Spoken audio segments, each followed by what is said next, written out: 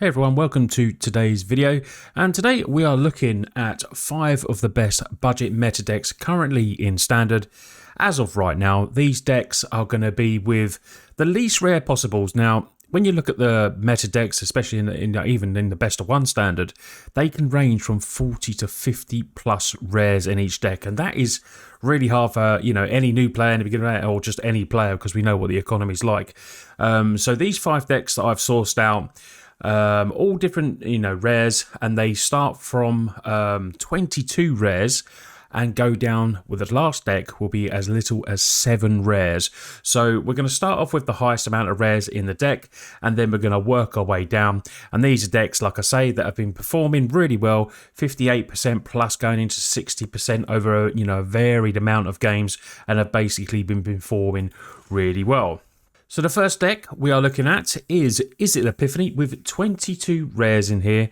This is an extra turns deck based around one of the most talked about cards in Standard, which is Outrun's Epiphany.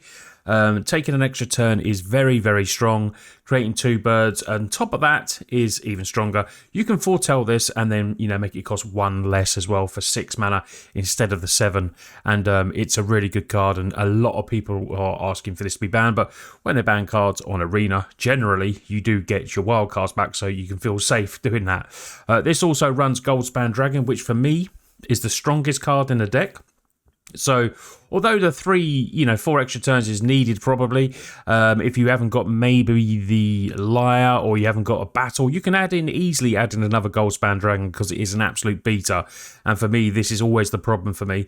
Taking an extra turn when you're on 20 plus life, yeah, it's nice and fine, but it's when they start multiplying these, if it's just a single extra turn, that's fine. But when they're doing Galvanic Iteration, and then you're copying the spell, and then they're taking 2 extra turns, and then sometimes I've added 3 against me, those little 1/1s, all of a sudden they become the winners. It's a very good deck, consistent, hard to beat. It does have like bounty spells, they get rid of your early creatures and everything like that. It's got mass removal, potentially, if everything, there's a lot of weenie decks out there, mono white and everything like that, and Syndicalism is a really good card for this deck as well. Some decks do run Burn with Fire instead of Battle of the Frost and Fire. This does 4 damage to each non-giant creature. The other one does 5 and has the ability, is it Burn with Fire? Has the ability to add in tokens as well. But this is Scry 3, and then whenever you cast a spell with 5 mana or greater, draw 2 cards and discard a card, is pretty decent when you be casting these, drawing those extra cards. It does have access to the sideboard because it runs Divide by 0. So it will go over to the sideboard, and the extra couple of rares over there, you've got Mercurial Transformation, you've also got Masker Exhibition, and the rest of these are commons and uncommons apart from the teachings, which does help with a little bit of card draw, but you can always make the sideboard to whatever you want. These are, I preferably would like an extra mascot in there, but you wouldn't, maybe then you take a rare out of the main deck. But this is the deck as is that has been performing very, very well. You go to the land base now, where a lot of these decks in the top meta are very heavy rare land base. We've got Storm Carved Coast, Riverglade Pathway in there as a couple of as well, and the beatdown creature of Hall of Storm Giants. Hall of Storm Giants is just a really, really good card. But this is good. You can then replay stuff from the graveyard, replay your Divide by Zeros, your Expresses, your Galvanics again to multiple these. It's just a really good deck, and Liar definitely does some work as well. But this is the It An Epiphany deck, 22 rares, and it is one of the top decks around. And if you can put it together, hopefully you've got majority. But like I said, there is always ways with a lot of these decks just to tinker a touch, and they will still be just as consistent. So the next deck we look at has 19 rares, and it is Selesnya Life Gain. Selesnya Life Gain, very awkward deck to play against. Just amasses a huge amount of life it can do. It has a Lunar Veteran. Creatures entering the battlefield gain life as well, gaining that extra life with Cleric class, which is potential as well. Then it has the payoffs like Hallowed Priest. Whenever you gain life, put counters on. Luminous Aspirant will put counters on stuff at the beginning of combat. And then Voice of the Blessed has interactions when you gain life as well. And this one is one of the definite all-stars of the deck. Prosperous Innkeeper, can also trigger life gain, and then as you can see, we'll just put more counters and everything and gaining life. This is a really synergistic deck. Trelasara can become an absolute beater.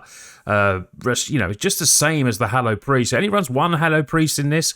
It does run 3 Trelasara, which, when you think this is good, get to scry 1 and everything like that, and it's a slightly, an extra point of power, but this is legendary and this is not legendary, so this is the deck that's been working really well. I'm not going to say anything different against it, but maybe you could swap them around as well. Has a single elite spellbinder, and then it runs a Celebrant, which is another triggering life gain when creatures enter the battlefield.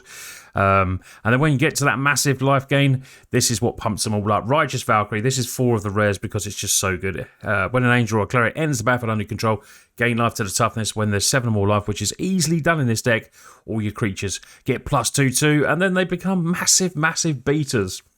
It does run a single Torrens because the creatures, when you're looking at 28 creatures, low mana curve 2.3, and this will be triggering quite a bit, you would think. And then, potentially getting bigger with Righteous Valkyrie. Toski, put it in there, a little bit of card draw when your creatures attack. Drawing cards is always good. Angel of Destiny, flying double strike to help with a bit of the flying, although it does run a single Maul of the Skyclays, which for me is a very good card. Comes in, can be automatically attached, and then you do have to pay the 4. For removal, it's got Devouring Tendrils. Sorcery speed, though, it is sorcery speed, and then runs a single in Inscription Abundance, where you can fight a target creature as well, and a single Portal Hole. Not much removal in this because it does really base on your creatures just getting big and out of hand and being quick, and then basically just attacking in.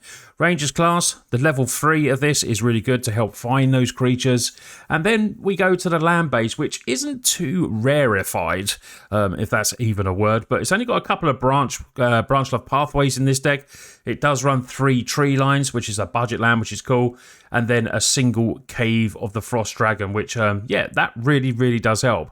No sideboard with this one, no learn or lesson package. This is exactly what it is, and for 19 rares, you're going to get a very good deck that really does get out of hand, and you'll get some quits where you just get to so much life, they really sometimes can't be bothered to play the game through, and that's an honest thing. People, playing games, they have their certain amount of time, and you'll get some easy quits with this. That's what I found when I've been playing it.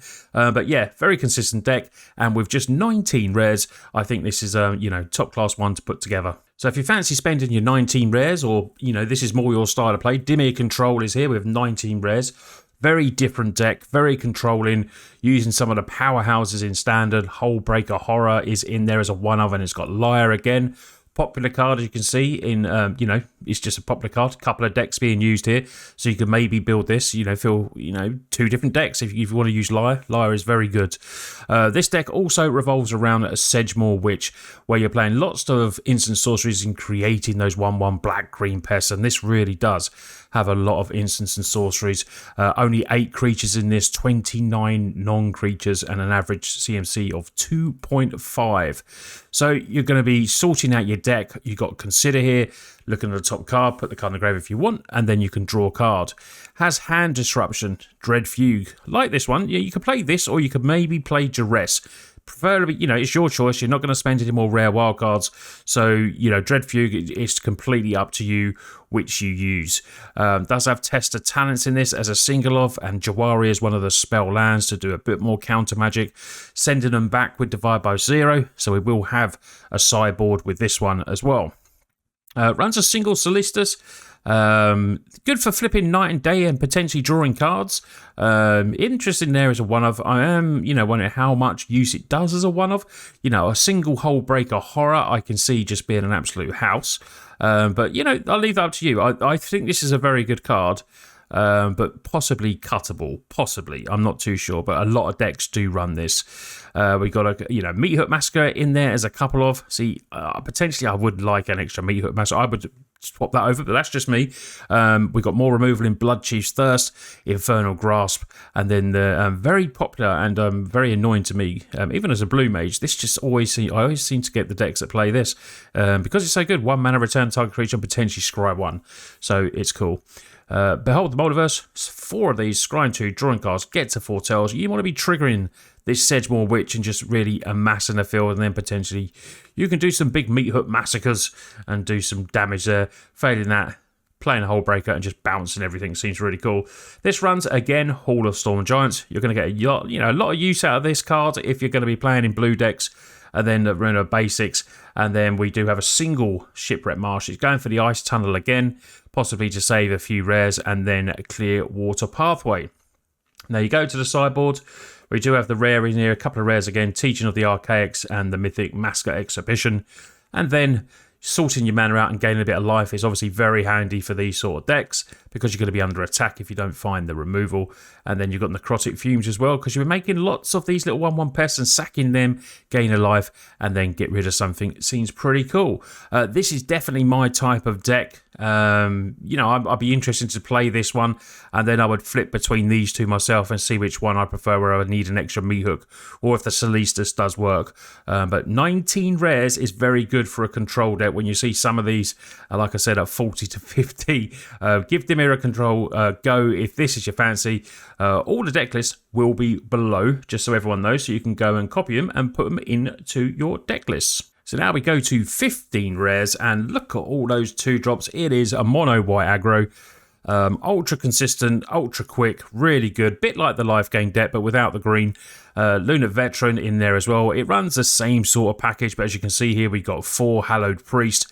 Impassioned Orator, there is 4 of them in there as well, and then it goes Luminant Aspirant, and of course the All-Star that is Voice of the Blessed. Now, potentially if you're crafting Selesnya and you're crafting this, you will get both decks because they do run Valkyrie, so it's a very good way to maybe have 2 top meta decks, very similar in play, but then you can have a Selesnya version and more of a mono white version. This runs 4 Fateful Absence, it's rare as well, destroy target creature or planeswalker, but opponent does get to investigate. This is all about aggro, gaining life. We've only got 22 lands there, but it does run these 4 creature lands, but they gain life, which is what you want because you want to be triggering to make stuff bigger. Get your Voice of the Blessed up to that massive indestructible creature with loads of counters on, and then just start swinging in. And Valkyrie, when you've got the life gain up, will give everything +2/2 again. And these decks are very consistent and very highly played. You know, there's a reason why white is the most played colour by some way, in especially in best of 1 standard. I looked at some stats the other day, and like the least played card, strangely, is blue, where people would always think it is blue, but white is very strong and very popular in the colour of Magic, especially in Standard, and this deck is none other. It's aggro, it's fast, and it's only 15 rares, which, like I said before, with 40-50 rare decks, this can definitely go underneath them and get you some wins. The final deck is Goblins, and it has just 7 rares. Yeah, 7 rares. Top meta deck, producing the wins. It's all about the aggro, very much like Standard is. Very fast deck, has all these lovely Goblin Warriors, Fireblade Charger, 1-drops, Goblin Javenier that's great as an early play. Then comes down with Battlecry Goblin, which potentially you can give other creatures haste. This is one of the all-stars for the deck. Pumping them up, just drawing cards. This is what you want to do with this. Whenever Hobgoblin attacks, creature total power 6 or greater, creature gets first strike, which is cool when you've only got 1 toughness. It's a 3/1. Now, you're looking for some lords. We've got Hobgoblin, gives all other goblins +1/1. We've got that in there as a 2 of. Sometimes you do see 3 of these in there, and they will drop the Play with Fire.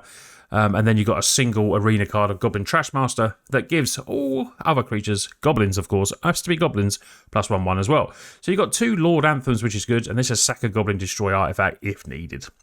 Huggy Bear, 3 for 3, just a vanilla, but like I said, when it's got this or this on the field, it's 4/4/5/5 with haste, potentially big, strong Huggy Bear. I love it. It's got its big spike ball there ready to smash, and this is what this deck does. It smashes, it really does. Has removal, Frostbite, because it does run the Snowlands, so we've got 4 of these in there. The single Play with Fire as well. It's also got Dragon's Fire in there, Royal Eruptions of 4 of. It really does, it has removal and aggro. This really what it does.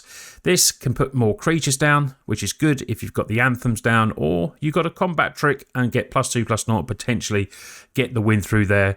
And then you've got You Come to the Knoll Camp, intimidate them, up to 2 target creatures can't block, which is very good when you're trying to get that final bit of damage in, because sometimes you run out of legs with decks like this, but this can get it through. Or you can give, fend them off target creatures +3/+1 to end of turn. What else does it run? It runs the Snowlands, so it's going to be running a couple of Faceless Haven. You could maybe top that up extra if you want to. You know, it's only 7 rares, so it gives you a bit of flexibility in this deck. And a Den of the Bugbear is there as well to, you know, it's another Goblin and creates Goblins.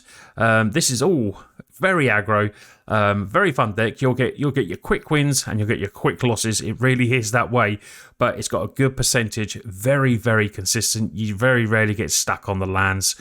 You know, you've got 18 Snow Forest to go in there. The last rare that it does run is the Mythic, which is Zariel, Archduke of Avernus. Creature you control get +1 and gain haste till end of turn. Now, you do have a bit of haste in there, an ability to give haste, but this gives them the extra bit of bunts that you need, and you can create Red Devils, which is pretty sweet as well. But all in all, this is a very good deck and a good starter deck for beginners and everything like that, because you don't have that initial layout, only 7 rares, and it can get you wins, and you'll definitely climb up the ladder with the Goblins. So that was 5 of the best meta decks currently in Standard, starting, you know, with as little as starting with 22 rares, which is not little, but it is in comparison to the 40-50 rare decks that are in the meta. You've got to think about that. And gradually goes down to 7 rares with the Goblins. And like I said, you can mixture up the mono white, the Selesny life game. Potentially you could get 2 decks there with the same sort of rare layout, which is really good. And a control deck for players like me that love playing control. But sometimes you don't have the 40-50 rare wildcards here, but this does a nice deck with 19 that gives you the ability to play. Control's always been a heavy rare deck, but, you know, I feel like this Dimir control list is a nice deck to play. If you enjoyed the video, I really hope you did. Please give it a big thumbs up if you found it helpful, and please hit the subscribe button. It helps as well. Daily videos coming your way. So yeah, I'm starting the new year on fire with you all. If you want to support me further in my quest to stay a full-time content creator, please check out my Patreon. And big thanks to every one of you who's already on the Total MTG Patreon list. Go and check it out. And if you want to support me with as little as $1 a month, I think it is, and going up higher where potentially we play Magic against each other, one-on-one, mono-a-mono, once every month is in the higher tier. And me and my friends that do that, the patrons that do that with me, we do have a lot of fun and they really enjoy beating me down. But yeah, you lot take care and I'll see you on the next video.